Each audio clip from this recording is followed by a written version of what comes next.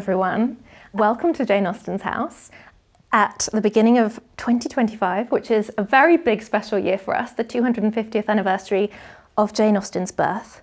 And we're here in the drawing room at Jane Austen's house in Chawton for a very special event. I'm delighted to welcome Dinah Collin and Keith Lodwick. Dinah, as I'm sure you know, is a wonderful award-winning costume designer, perhaps best known in these circles at least, for designing the fantastic, beautiful costumes for the 1995 BBC TV adaptation of Pride and Prejudice, which we all love so much and which is celebrating its 30th anniversary this year as well.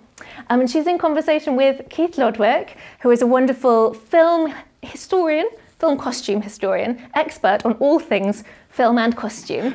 And they're great friends, so I know that we're going to have a really wonderful conversation with them today, going back in time to 1995 and discovering how those wonderful, fantastic costumes were created, some of the inspirations behind them and how they came into being. Just a little word on Jane Austen's house for anyone who hasn't been here before or who is watching from around the world and hasn't been here. Jane Austen lived in this house in Chawton for the last 8 years of her life, and it was really the place where all of her wonderful novels really came into being. A number of them had already been drafted when she moved here, but she rewrote them, crafted those extraordinary characters. 3 of her novels were written here from scratch. And it's really a place that was incredibly inspiring to her.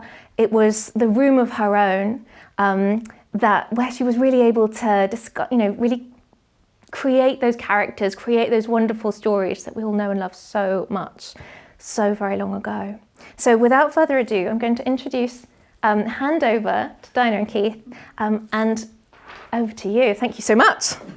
Thank you, Sophie. Thank you so much for that wonderful introduction, and welcome everyone to Jane Austen's house. It's my very first visit to the house, so it's a very, very special day for me, and I am very thrilled to be here with the award-winning and Emmy-winning for Pride and Prejudice, Dinah Collin. So thank you, Dinah, for joining us today. It's great to be here with you, and we're going to do a deep dive, would you say, into all aspects yes, probably. Of how a big reminder. Yeah. It's often the Pride and Prejudice in '95 is often referred to as the definitive version. 30 years later, it's still the one that most people sort of references, even though there have been other versions. But it is the one. So. This is a lovely opportunity for us to find out a bit more about how it all came about. That one of the important things about that was about the chemistry between Jennifer and Colin. Yes. I think people recognise that as it was, it told the story. Yeah, it's very special. Before we get to the 95 moment, or the 94, in fact, when you were filming it, I did just want to paint a bit of a picture about you as a costume designer. And if I can ask you just first of all, did you train? How did you get started in the industry? Well, I'm a sort of imposter really, because I went to Cambridge Art School at the end of the 50s in 59, and then I did what was then called the intermediate, and then I applied, and I had no idea what I was going to do, and I applied to the Central, which was then just the Central School. It had a theatre department, which would have been much more fun for me. But I applied for the illustration and graphic design, where I got a place, much to the surprise of the head of the art school. He told me, how did you do that? And so I came to London in 1960, and London was all black, and it was a bit dramatic. But then I did the course, and I never really much enjoyed the process of the graphic design aspect. And so I wrote to repertory theatres when I finished, and the first job I got was that summer. I got a job at Southwell. They had a weekly rep. So you know, it was the time when there was a lot of theatre in the provinces. And then after a while I did various other jobs, and I painted sets mostly for people. And then I went to Hornchurch, where I also designed the posters. For the, you know, so that was useful. You know, because of the graphic design training. And I met John Bright from Cosprop then. He hadn't got Cosprop at this point. He will feature a bit more later on. Yeah. And so. Yeah. And then, how did your career begin at the BBC, and at what point did that sort of happen? Because the other thing that happened, like in life, there are some very good opportunities, aren't there? They're like, I suppose, pieces of luck. Pieces of luck that I met John there. Pieces of luck that I met Simon there too, who was designing a production of Cherry Orchard, and who had a really successful career in the theatre. And then we went together to Welsh Theatre Company, and there was a lot of work for the Welsh Theatre Company in Wales, and some for Carol Jenner's company, who were in the Arts Theatre in central London. Yeah. And then the BBC. Well, the BBC happened because we had I got one child. I've got 3, and so was born. But we had a bit of a financial crisis because Simon somehow pulled out of a production of a big musical, No Nanette, and he didn't get the fee. And I went, okay, what are we going to do now? And there was an advertisement for costume designers in a newspaper. And so I applied, and I got an interview. My friend Ruth made me a frock, and they offered me a job. They were taking John Bloomfield, Charles Snow. There were quite a lot of people from the theatre background at that point. And I hadn't a clue, really, what I as a designer, but I did know about listening, and, you know, you had a lot of experience of watching people and interpretations. Yeah. And it was kind of the beginning, the late 60s, it was early really, 70s. really interesting. The BBC was that beginning of the golden age. Oh, it was amazing. You know, there were productions of the Wednesday Play for Today. You can actually watch quite on the iPlayer. They've got these small pieces about what they call BBC culture. Yes. It's really, and I've been watching this, really, really interesting. Yeah, so I did Howard's End with Glenda Jackson, and John, and all the time I went to John, because and John had founded Cosprop in, is it 65? 1965, and just for the audience, Cosprop is a costumiers. It was founded by John Bright, who was sort of bucking the trend, really, by using real clothing. As a starting point. Collecting real clothing from the 18th and 19th century, and that was the starting point. So for designers, it was kind of a new era, looking at kind of clothes on film, theatre, all those kind of other sort of mediums. So he became a sort of a bit of a pioneer, and he plays a strong role in Pride and Prejudice essential later on. Role in the whole of my, Yes. Well, obviously not the contemporary angle, but I can do that too. Yeah. Yeah. You had a break from the BBC, and then you went back in the 1980s? Yeah, well, I went back at the end of another financial crisis. More children. More children.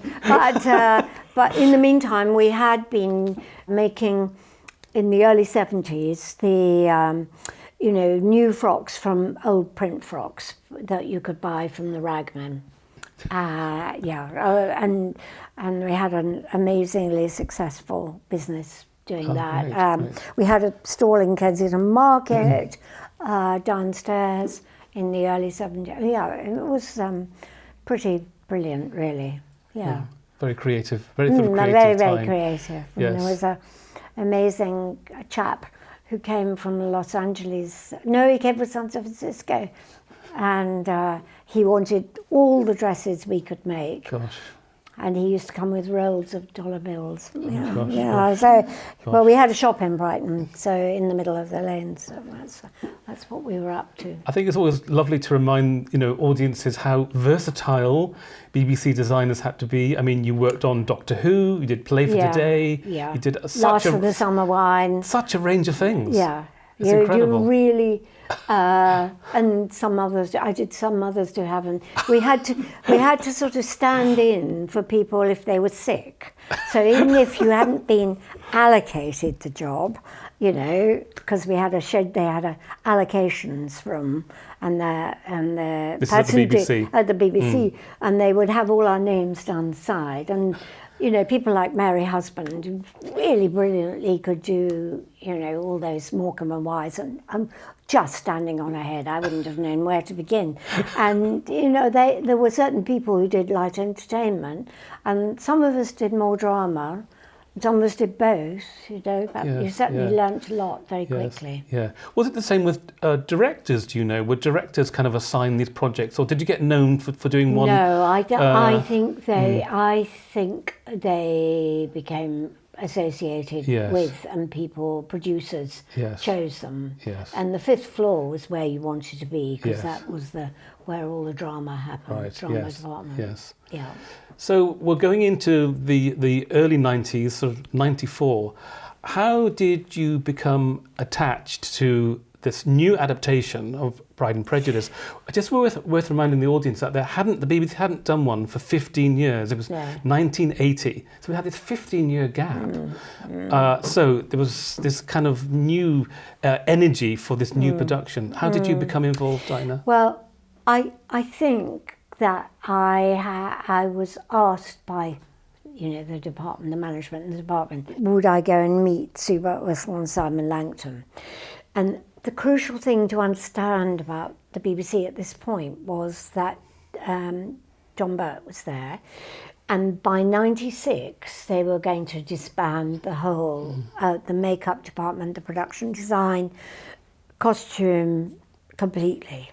And so they'd opened it up, they'd given productions their own budget, so that productions could then use the money as they wanted and could bring in, rather than using in-house staff, they could bring in people.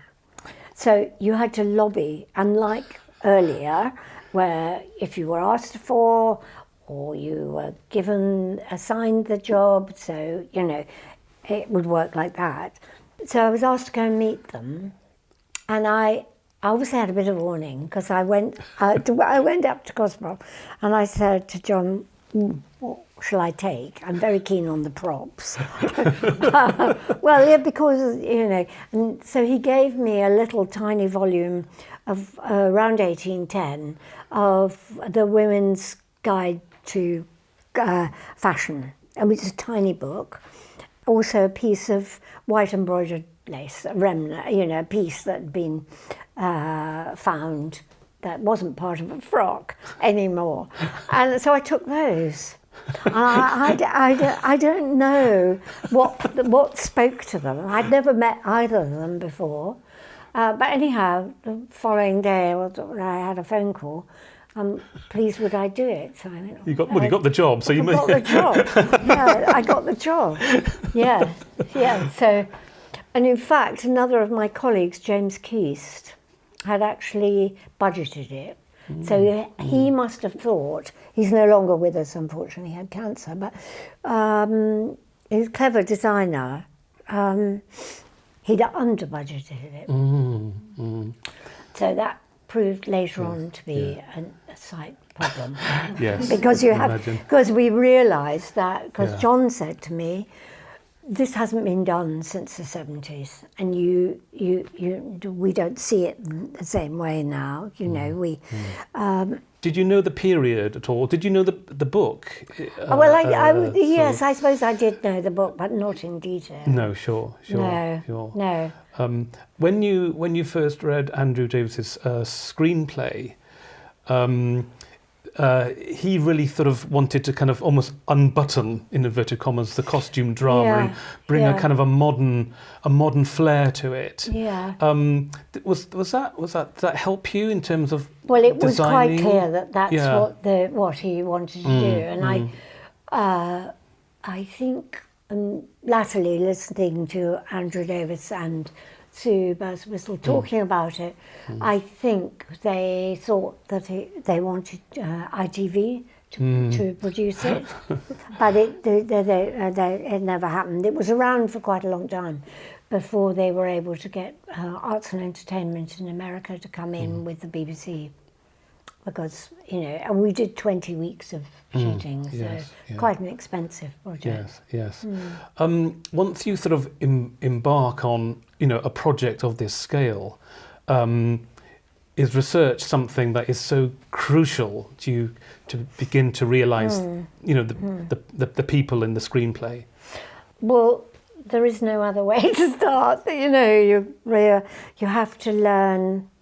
It's the same with a contemporary project. If it's there's no difference really, is there? There isn't. No, because you have to understand where the screenplay or the book is coming from, what the story it's telling.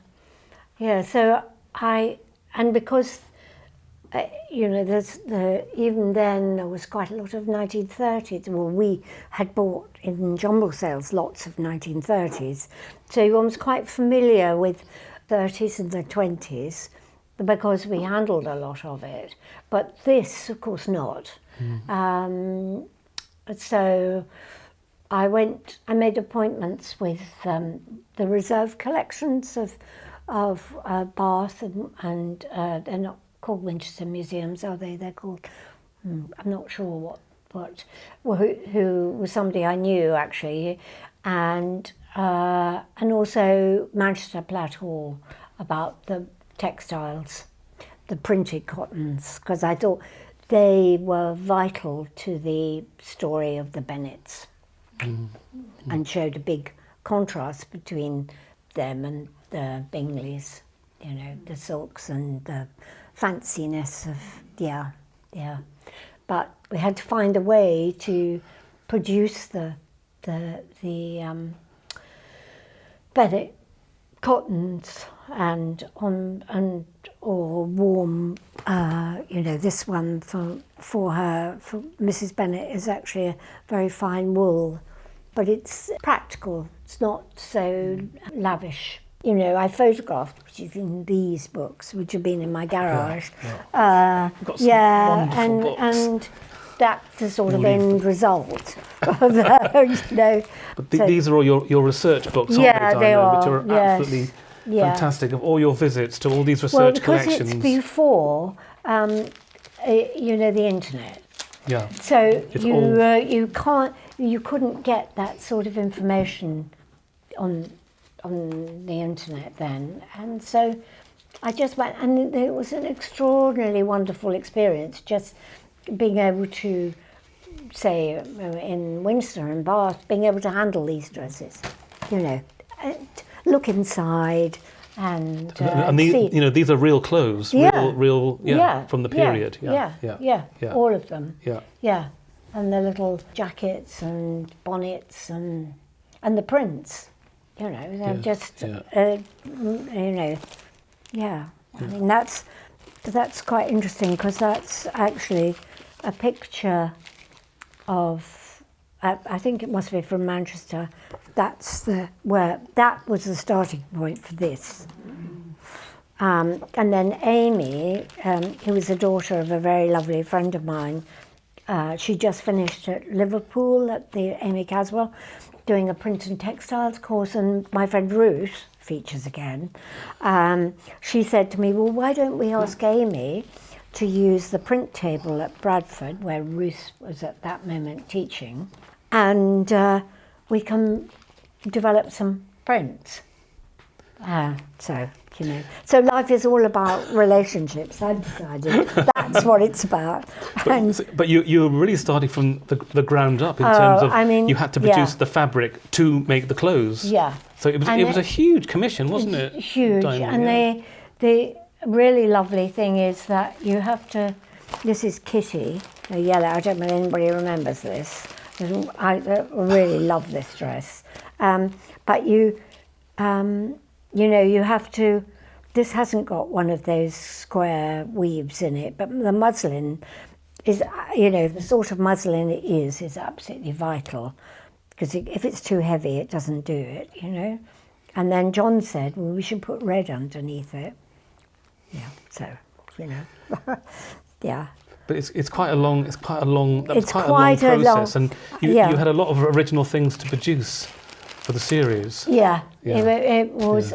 We were still producing them quite late on. I remember driving up to a big house where we did the wet shirt moment. Although I wasn't there when that happened. I wasn't there because we were in London getting more frocks ready. But I remember driving up with a boot full of dresses that were needed. And I just sort of, yeah. I mean, nothing's changed in that direction, actually, I don't think. Yeah.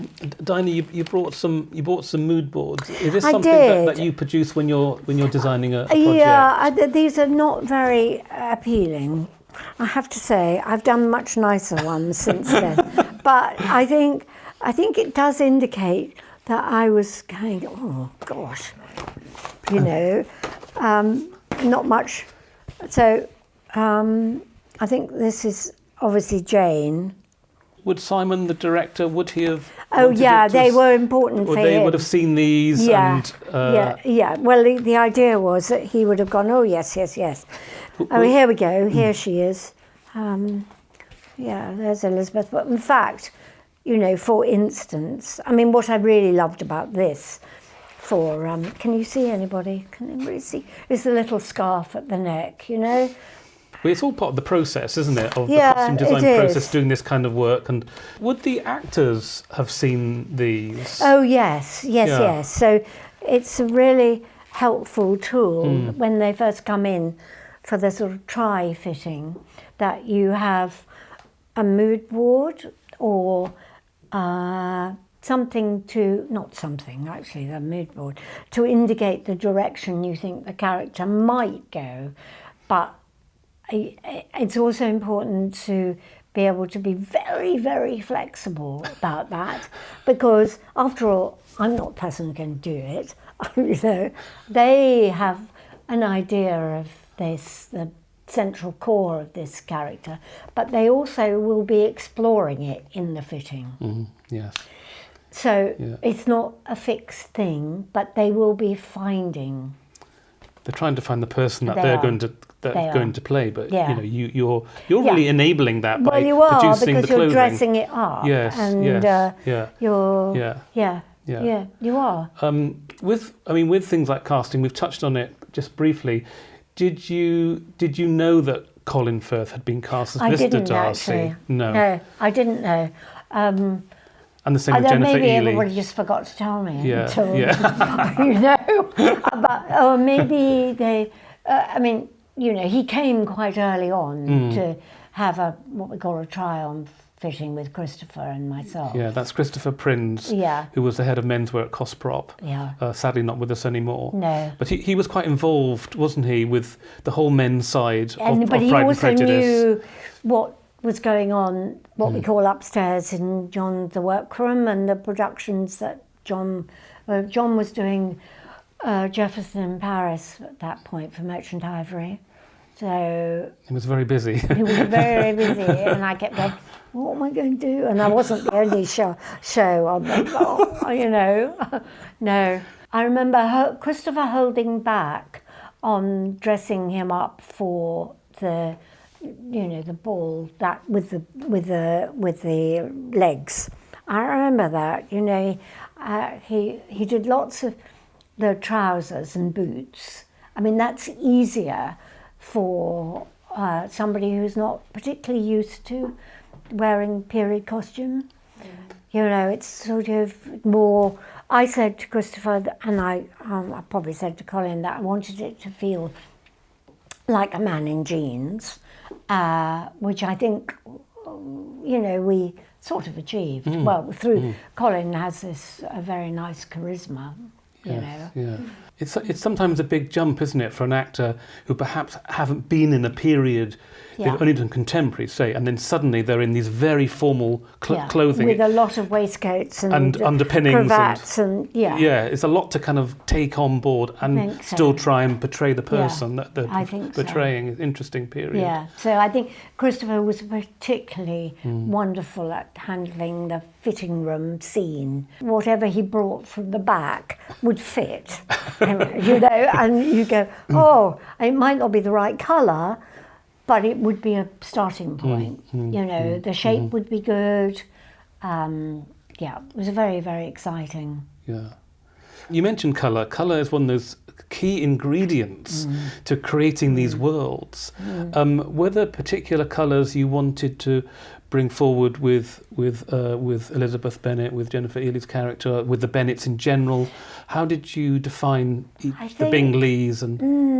I think, again, it was sort of obvious, looking at the frocks, the real frocks, and looking at the colours of the men, the red military, and the way that the girls dressed up in red cloaks. That's, it's a moment where they're sort of imitating the men they wanted to capture. So where is she? Here she is. Yeah. So I don't know whether everybody knows this book, but it's it was a key book for you, wasn't it? It was very, very key. And Elizabeth Cosprop, and here they are, I think this is 1816 or something. It's lovely, isn't it? Yeah. So, but I think the red was an important thing for the cloaks, but also for the military uniform, because they have to look completely splendid. And then,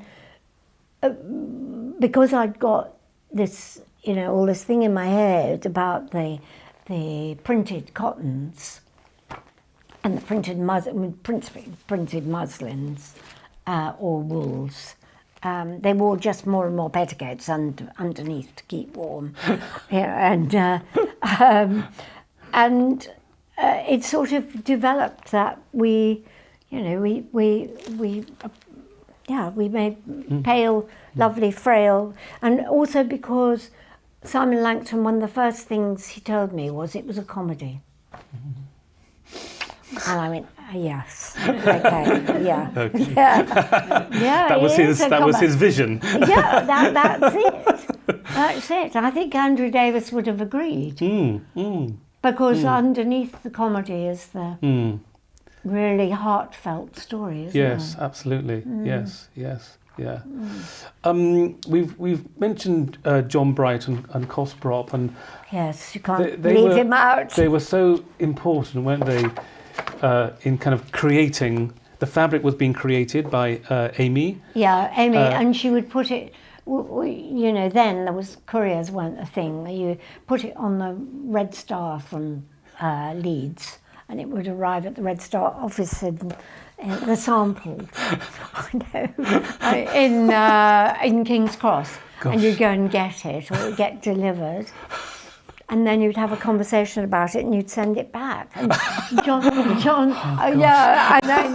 we would decide, and John would say, we could, because this is dipped slightly, so it wasn't quite that colour in the beginning.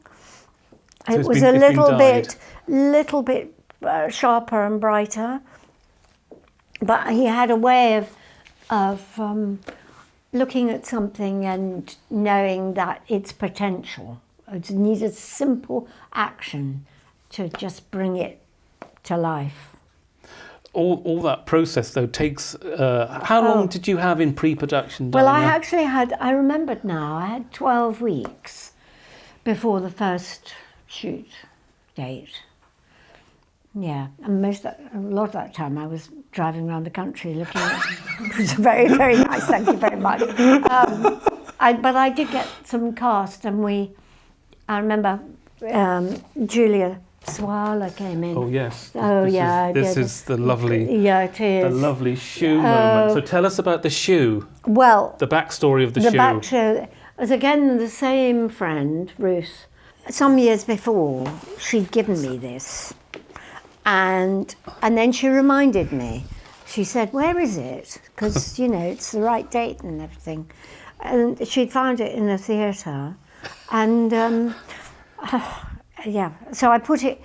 I took it to London when Julia was, going to be fitted, because I thought it sort of epitomised the little. Because actually, one of the very important things about the look of all these dresses is the footwear. It's the little. You can see that in these, the little dark. It's like a punctuation point.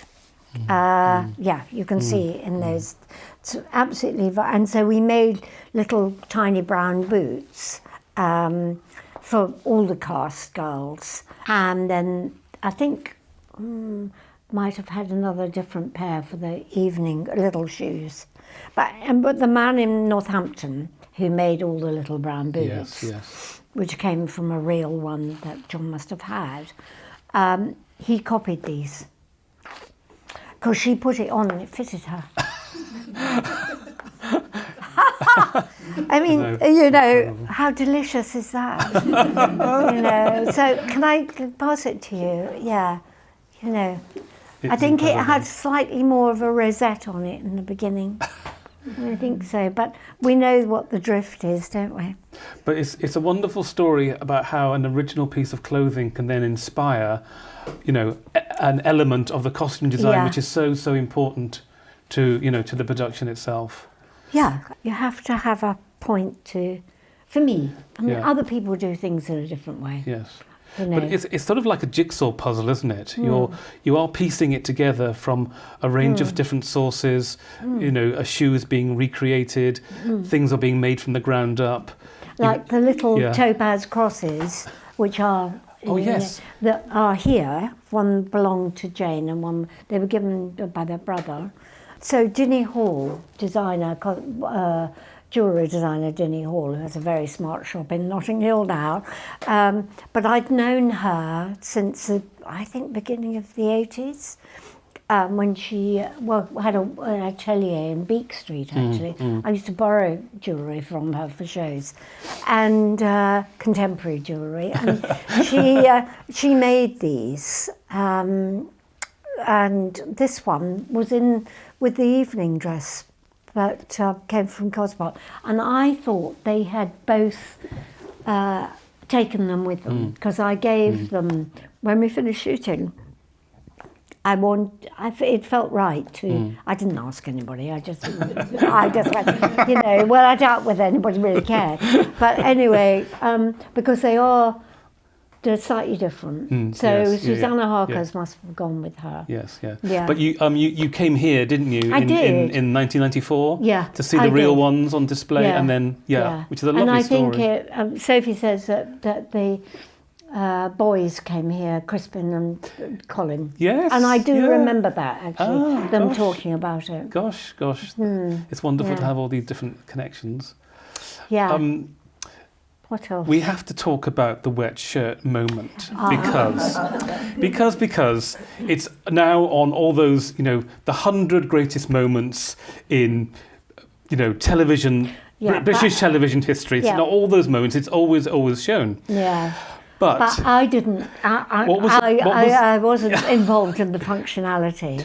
I mean, I was in a sense. In the design, you. Well, we. How did it happen? What's the backstory? Well, how did it happen? I think it happened because I don't think that it was actually in the script as that. I think it came up as an idea. I think, but Andrew Davis might say that's wrong. But I think because Christopher and I went, oh, haha, and it was quite late on in the shooting. So because I think we might have shot the whole story chronologically. Did you? Yeah, I think that's really unusual, is it? It's very, very unusual. Yeah.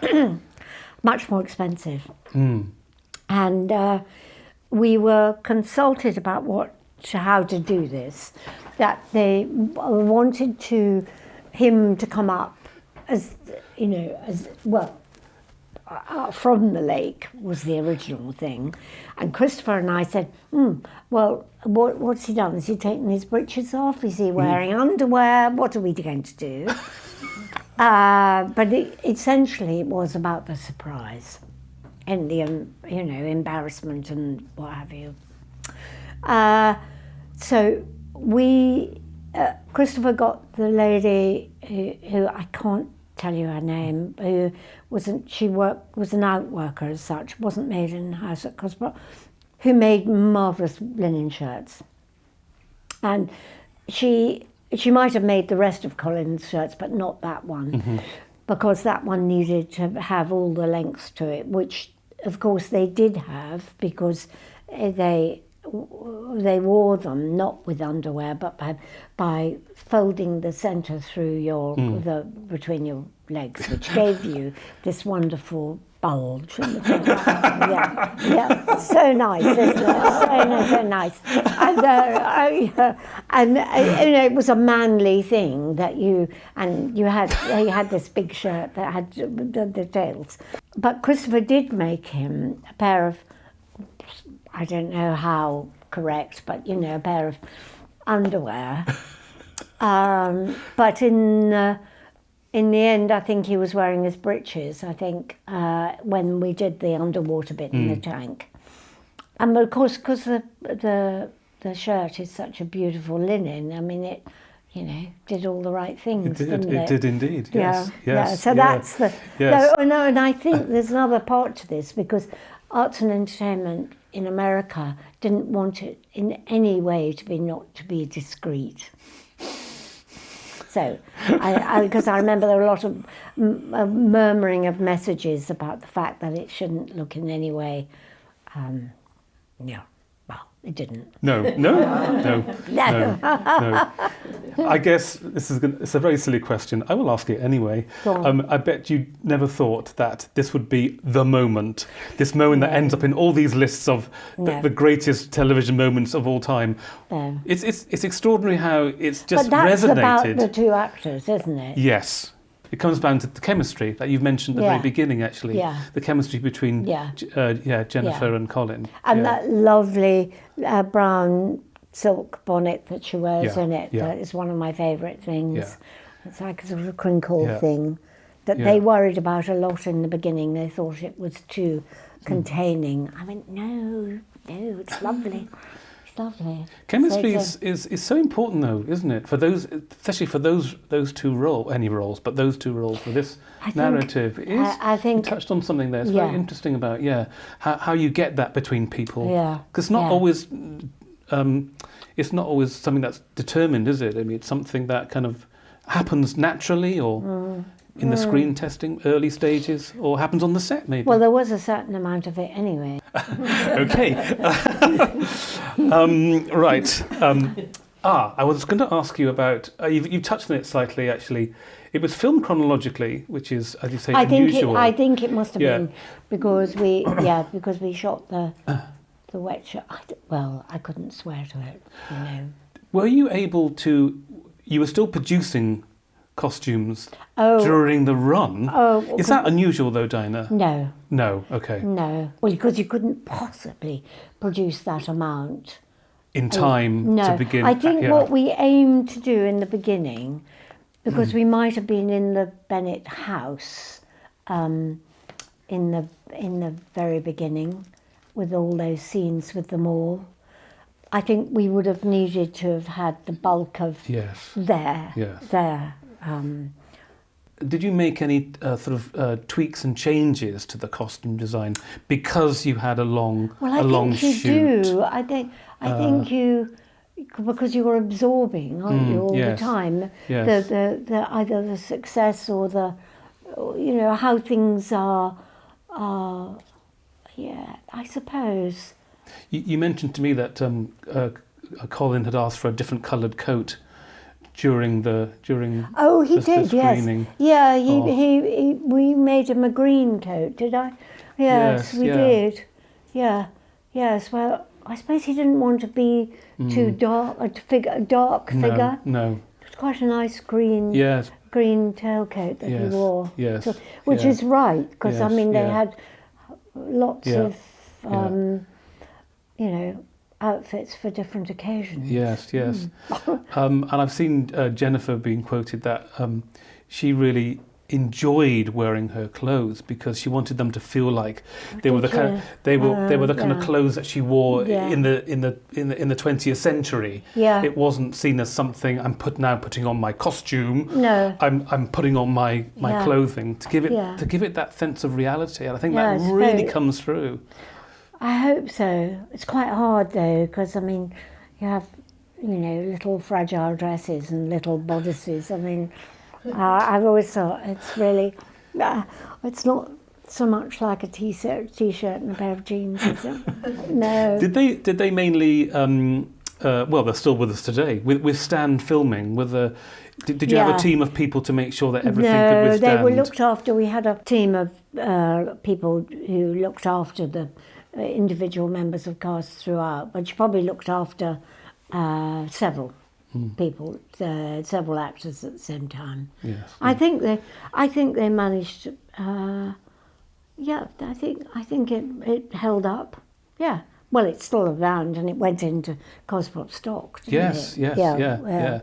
I think from that moment on, they've been virtually on in exhibitions ever since. Yeah.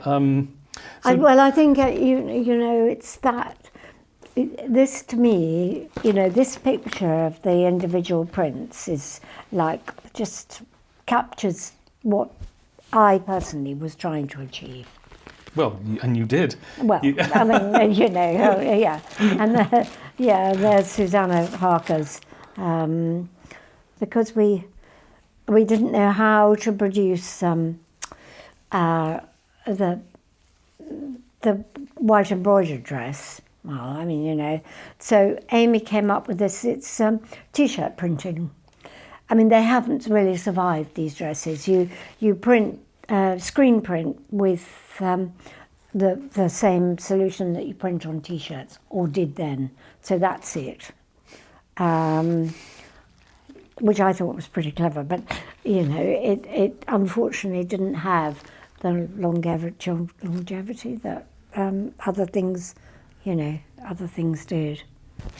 Dinah, when it went out in, you know, the very coveted slot of Sunday night, autumn, 1995. Yeah. You know, it was pulling in, you know, 9 to 10, 11 million viewers. Quite, you know, viewing figures now that producers would love, because of course now we're saturated with content and channels. Masses of choice. Yeah, then it wasn't so much.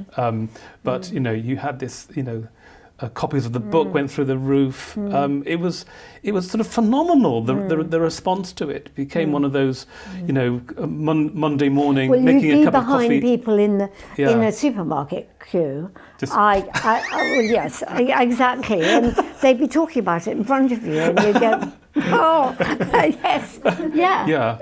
It was having that kind of impact. Yeah. I've never experienced that since.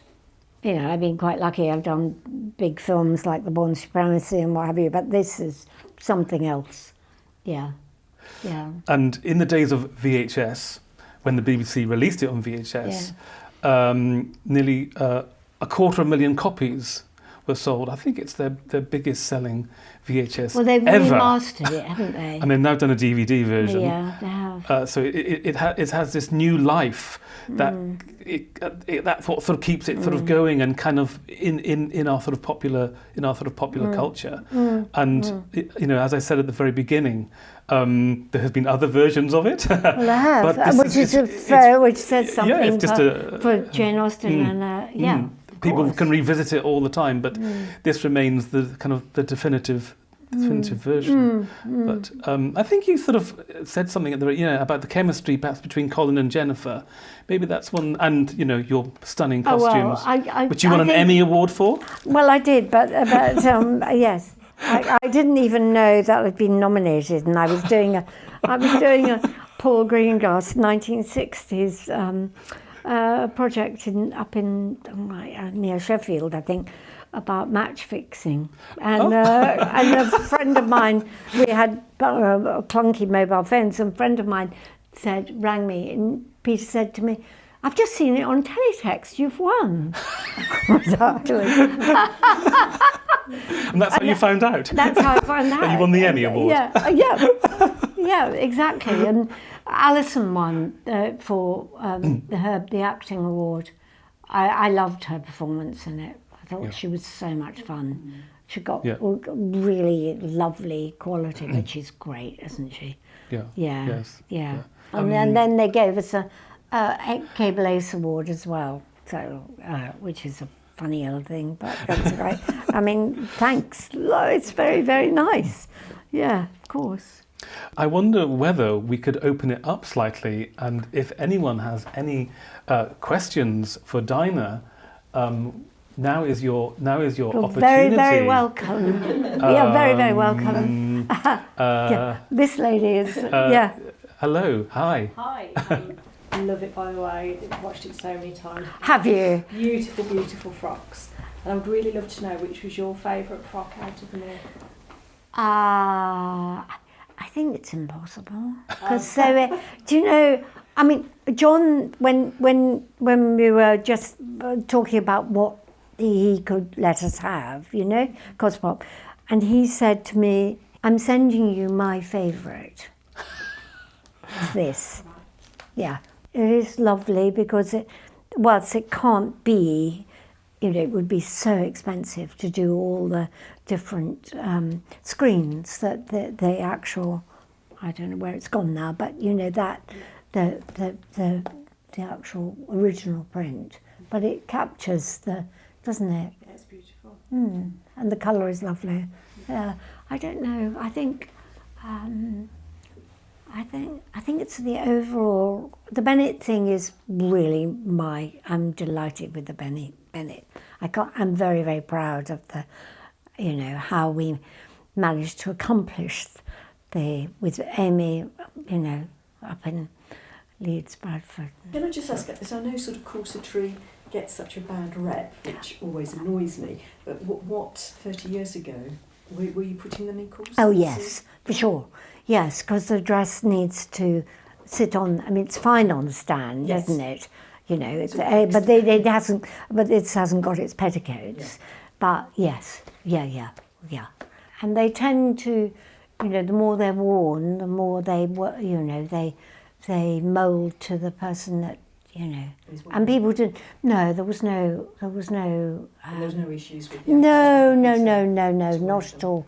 I think partly because there was such a commitment to it all, because we were all trying to do our best, and I think so there isn't room for dissent. Yeah. You never would have got a bust shape if there hadn't have been the. No, you wouldn't. No, and that when I had to dress Jennifer up for the screen test, came all of a sudden. You know, could I bring tomorrow some dresses, you know, and they we had to sort of cobble together, well, stock dresses from Cosmop, and you know, we had to sort of you know, squeeze it together behind. But she was so brave about it. Yeah, that was a different thing when you're making for her. Yes. Yeah. But the bust is, you know, essential for the yes. And you did it beautifully well. It looks. Well, yeah. Looks proper in a, you know, in a way that, because you asked me about the Jennifer Ehle, the Elizabeth character, and I said, I think that it's plain, but she's conforming. Yes. And I think that's probably, but I say that with hindsight. I like all these things, isn't it? Yeah, if the body shape isn't right, then it doesn't matter how much decoration you put on it. No. Hello. Hi, I wanted to ask particularly about the Elizabeth's ball gown behind you. Oh yes, so, it's a sari.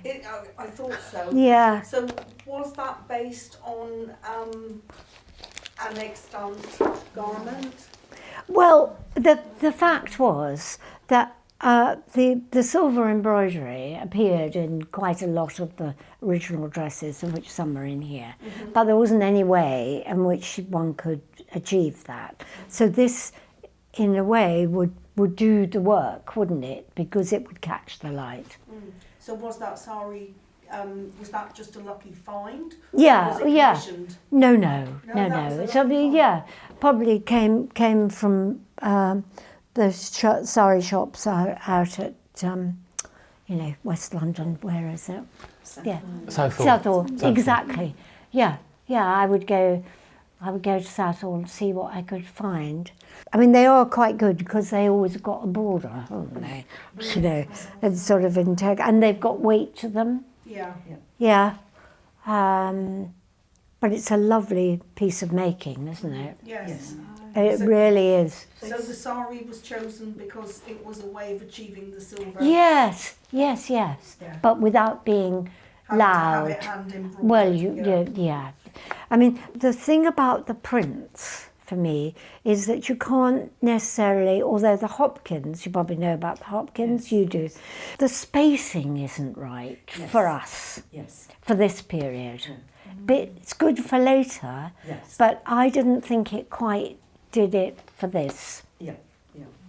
I don't think I've got an evening dress on here, actually. Yeah, there's an embroidered one, you see. Yeah. Any more questions? Yes. Hello. Hi. Hello.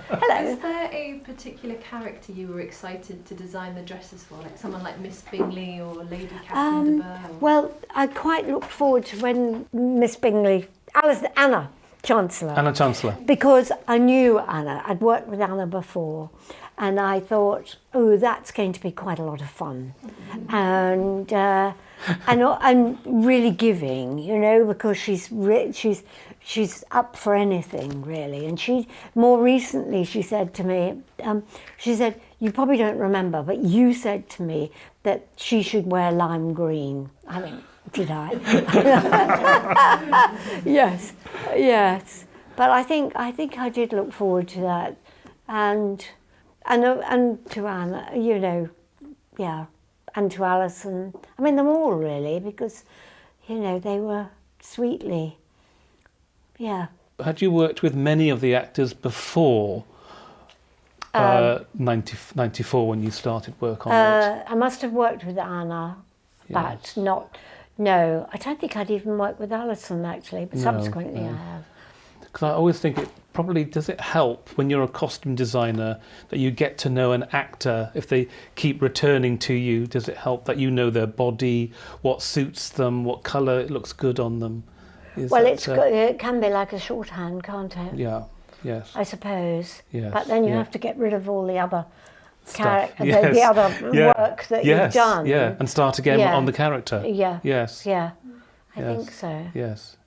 Yeah. What else? Any more questions? I'm gonna wrap it up. Oh, is that okay?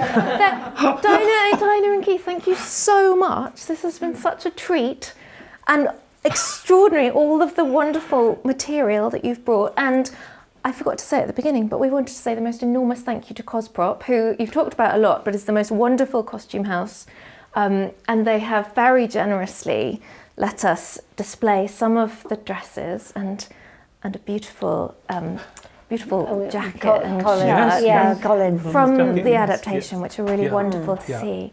Thank you so much. This has been such a wonderful conversation to be a part of, and thank you to our wonderful audience as well, and thank you for your lovely questions, and especially to the people who came suitably attired for the occasions. Thank you all so much. Thank you, Dinah. Thank you, Dinah Collin.